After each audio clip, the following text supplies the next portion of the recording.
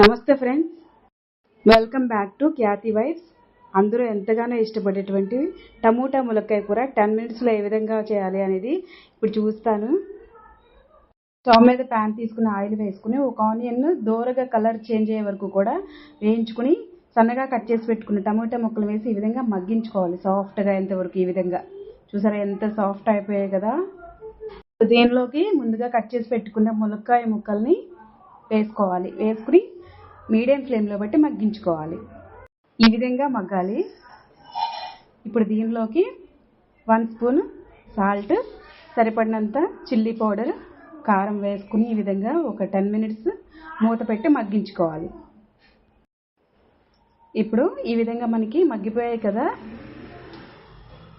దీనిలోకి 1 glass water వేసుకుని ఈ విధంగా ఒకసారి మొత్తం స్పూన్తో కలుపుకోవాలి. ఇప్పుడు ప్లేట్ పెట్టి మనకి తగిన కన్సిస్టెన్సీ వచ్చేంత వరకు ఉడికించుకోవాలి.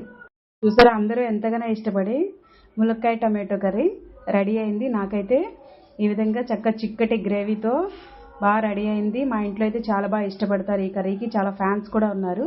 నచ్చితే చిన్న లైక్ చేయండి. Like, share, subscribe to my channel Khyati vibes.